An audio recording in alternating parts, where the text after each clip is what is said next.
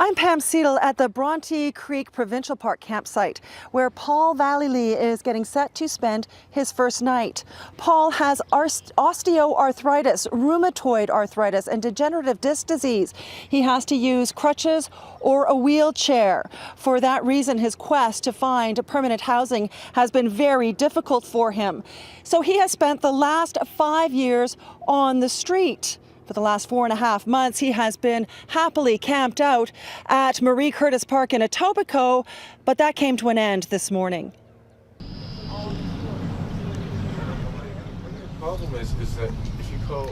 It was about 9:45 this morning when police and city staff from Parks and Rec moved in to force 35-year-old Paul Vallely out of Marie Curtis Park in Etobicoke, a place he says is a sacred native burial ground and where he has been happily camped out for these months. He sells handmade crafts and jewelry to get by and says he has never bothered anyone and was well liked.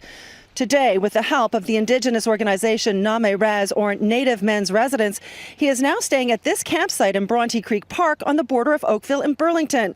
He says he's glad that at least he will be left in peace, but he's nonetheless unhappy about having to move so far away. Well, it's nice to have a place I won't get removed from. Yeah. Beyond that, it's temporary. I mean, how long can I stay in a camp for? Well, how do you feel about the fact that the city had forced you out? I'm really upset, but there's not really much I can do about it. Yeah. This is the best thing I can do. What was important about staying at Marie Curtis Park? Community, family, friends.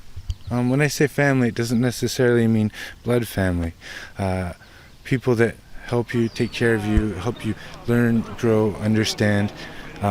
Those are family. For now, Paul is making the best of his situation while he waits for more permanent housing.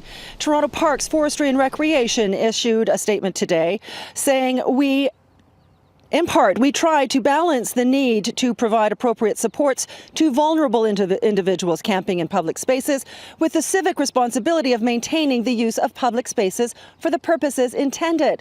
And we only move to enforcement when an individual has refused the available alternatives offered by outreach staff. From Paul's point of view, the alternative means a shelter. And with the 2-bag maximum in Toronto shelters, they just can't accommodate him and his belongings. All the things that I have here are things that I need, so if I put it in storage, then I won't have the things that I need. Yes. So. Would you have rather, if that had been possible, would you have rather gone to a shelter rather than be here? No. In all honesty, I'm probably a lot safer here. Yeah.